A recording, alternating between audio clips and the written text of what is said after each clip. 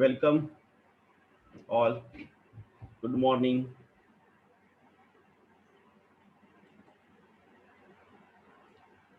Okay, so today we can start a new topic, colloidal state. Colloidal state जो है, actually the scientist Thomas Graham in 1861 divided the soluble substances into two classes या two types. Thomas Graham ने substances जो रहते हैं, soluble जो substances है, उनको दो टाइप में डिवाइड किया है. एक रहते हैं क्रिस्टलॉइड. देखो नाम क्या है, क्रिस्टलॉइड. जैसे शुगर है, सबको पता है ना, शुगर, NaCl, नमक, यूरिया. ठीक है. तो क्रिस्टलॉइड यानी कि क्या, a crystalline substance, a crystalline substance whose solution in water passes through parchment paper easily is called crystalloid.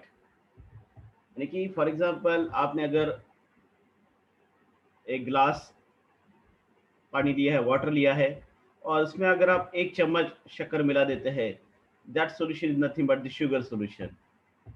या सोडियम क्लोराइड लेते हैं एक गिलास में, और उसको एक गिलास वाटर में अगर आप डिजोल्व करते हैं एक चम्मच सोडियम क्लोराइड, तो that solution is nothing but the sodium chloride solution.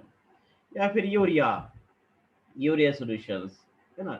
अगर 10 ग्राम यूरिया लिया और वाटर में अगर आपने डिजोल्व किया 100 ml वाटर में, तो that solution nothing but the urea solutions.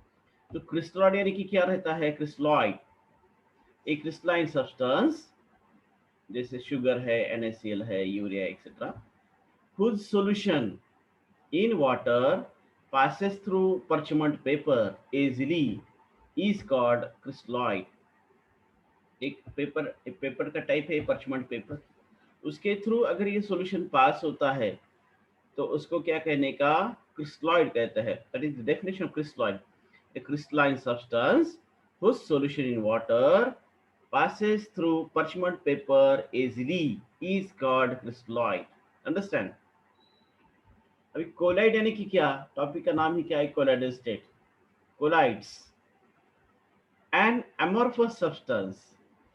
Amorphous substance generally क्या रहते हैं, पाउडर फॉर्म में रहते हैं. An amorphous substance whose solution in water does not pass through parchment paper is called colloid. For example ये glue या गम जो रहता है, उसका अगर अपन सॉल्यूशन बना देते हैं, या फिर स्टार्च पाउडर जो रहता है, उसको अगर आप 100 ml वाटर में डिजोल्व कर दिए या 50 ml वाटर में डिजोल्व किए, we can get there the starch solution. या फिर जिलेटिन है या प्रोटीन है.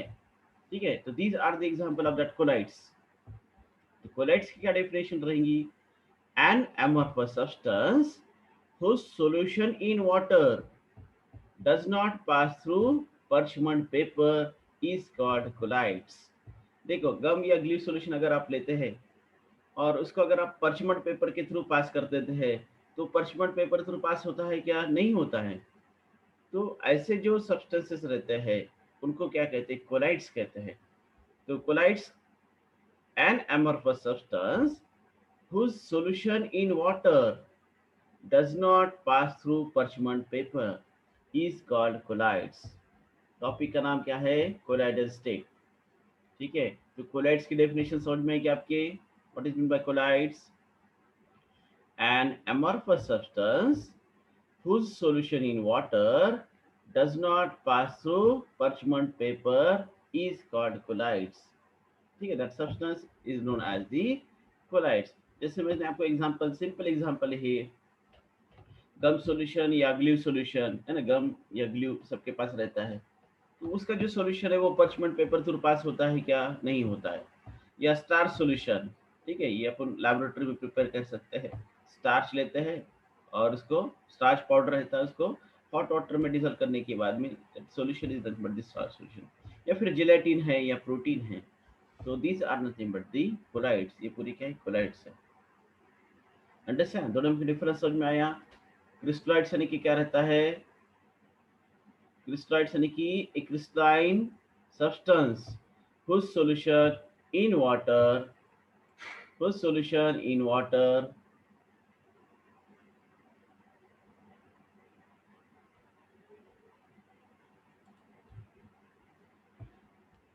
crystalloids, a crystalline substance whose solution in water passes through parchment paper easily is called crystalloid.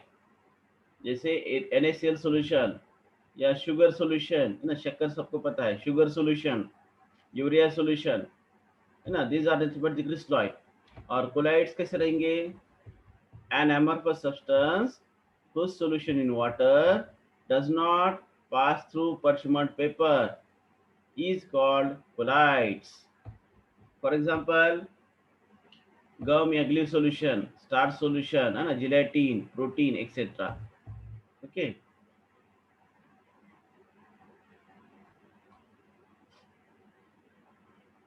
Any question?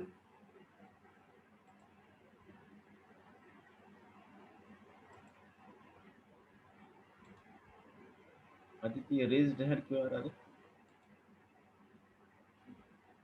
हाँ, कुछ क्वेश्चन है तो चैट बॉक्स में लिखो वापस।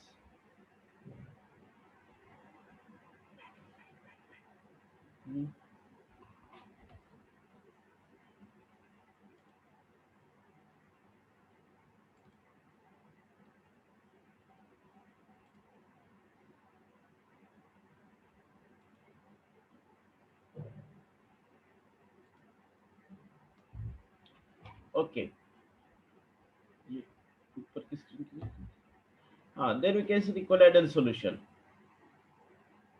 ठीक है, अब कोलाइडल सॉल्यूशन यानी कि क्या रहेगा? यस, कोलाइडल सॉल्यूशन जैसे अपने अभी एग्जांपल देके है ना, गम सॉल्यूशन या फिर स्टार सॉल्यूशंस। अब we have to see the colloidal solution. तो कोलाइडल सॉल्यूशन कैसा रहता है? हेट्रोजीनियस, ये heterogeneous turbid solution of colloidal particles in suitable solvent is called colloidal solution। ठीक है, जैसे आपने गम सॉल्यूशन सबने देखा है, स्टार सॉल्यूशन में देखा है, तो हेट्रोजीनियस, हेट्रोजीनियस रहेगा, टर्बिड रहता है, turbid solution of of colloidal particles in suitable solvent is called colloidal solution। Generally इसकी जो पार्टिकल साइज रहती है, इसकी जो पार्टिकल साइज रहती है, ये पार्टिकल साइज कितने रहेंगी? 1 × 10⁻⁷ मीटर टू 1 × 10⁻⁹ मीटर। ठीक है, तो इन बिटवीन दैट रेंज, वो रेंज में उनकी पार्टिकल साइज रहती है। तो कोलाइडल सॉल्यूशन का मतलब समझ में आया कि आपका कैसा रहेगा? तो colloidal solution heterogeneous turbid solution of colloidal particles in suitable solvent is called colloidal solution। इसके पहले अपने एग्जांपल देखे हैं, गम सॉल्यूशन, ग्लू सॉल्यूशन या फिर स्टार सॉल्यूशन, ये कैसे है? कोलाइडल सॉल्यूशन है। अब ट्रू सॉल्यूशन कैसा रहता है? True solution homogeneous, clear and transparent solution of a solute in suitable solvent is called a true solution, is called a true solution। For example, NaCl solution, sugar solution, urea solution etcetera. देखो, आप अगर sugar solution बनाते हैं तो आप क्या करते हैं जनरली?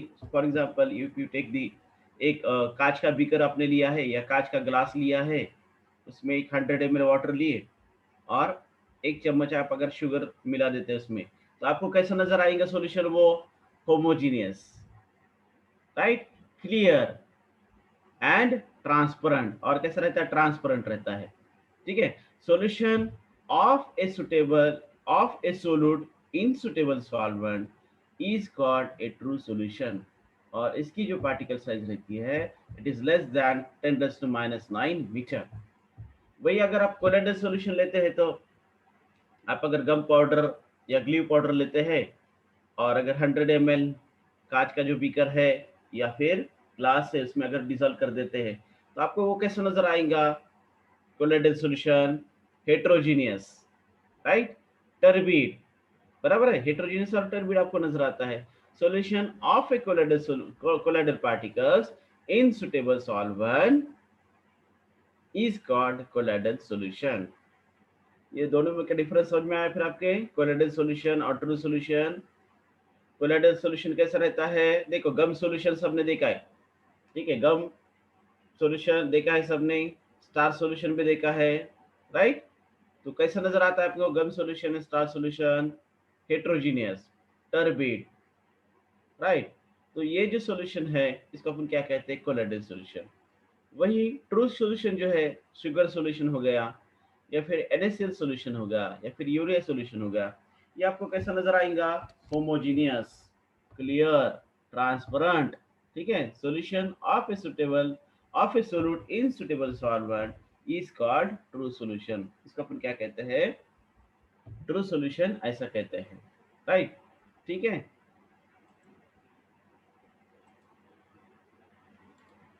हाँ, अभी नेक्स्ट जो है वो है disperse phase and dispersion medium.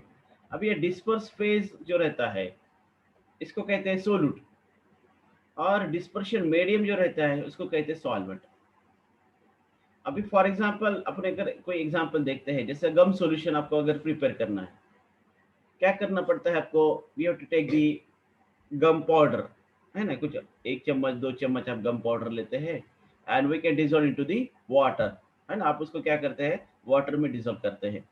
या फिर आपको स्टार्च सॉल्यूशन प्रिपेयर करना है, we have to take 1 or 2 gram of starch and dissolve into the water, hot water, तो we can get that solution, अपने को वो solution मिल जाता है। तो गम सॉल्यूशन या स्टार सॉल्यूशन में डिस्पर्स फेज क्या रहेगा? तो दैट गम पाउडर या स्टार्च पाउडर जो रहता है that is nothing but the disperse phase, और वाटर जो रहता है वो क्या रहता है? डिस्पर्शन मीडियम, ठीक है। तो उसके बेसिस पर ये डेफिनेशन है disperse phase, the solute which is present in colloidal form in a suitable solvent or medium is called disperse phase or inner phase or discontinuous phase। देखो डिस्पर्स फेज यानी कि क्या रहता है? ये सोलूट रहता है, जैसा गम पार्टिकल्स है, इनको क्या कहने का? डिस्पर्स फेज कहने का, ठीक है। डिस्पर्स फेज, तो the सोलूट which is present in colloidal form, कौन सी फॉर्म में रहता है? ये colloidal फॉर्म में रहेगा, in a suitable solvent or medium is called disperse phase or inner phase or discontinuous phase। और मीडियम यानी कि क्या रहता है? डिस्पर्शन मीडियम यानी कि जनरली सॉल्वेंट रहता है, यानी कि जैसे मैंने आपको कहा कि आपने 1 ग्राम गम पाउडर लिया है या 2 चम्मच गम पाउडर लिया है और वाटर में डिजोल्व किया है। क्या में डिजोल्व किया आपने? वाटर में, तो उसको कहते हैं मीडियम, या उसको कहते हैं अपन सॉल्वेंट, है ना। सॉल्वेंट क्या है? मीडियम क्या है?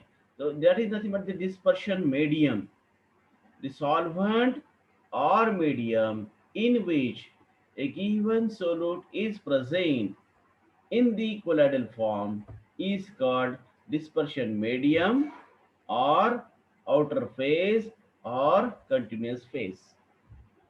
अंडरस्टैंड? दोनों में का डिफरेंस समझ में आया क्या? डिस्पर्स फेज इसको कहते हैं सोलूट, और डिस्पर्शन मीडियम इसको कहते हैं सॉल्वेंट। तो डिस्पर्स फेज यानी कि क्या रहता है? जैसे मैंने आपको कहा कि गम सॉल्यूशन आपको अगर प्रिपेयर करना है, तो गम सॉल्यूशन कैसे प्रिपेयर करते हैं? सभी को पता है, गम पाउडर मिलता है, ठीक है। तो गम पार्टिकल्स जो रहते हैं, गम पाउडर जो रहेगा उसमें के जो गम पार्टिकल्स रहते हैं, these are nothing but the dispersed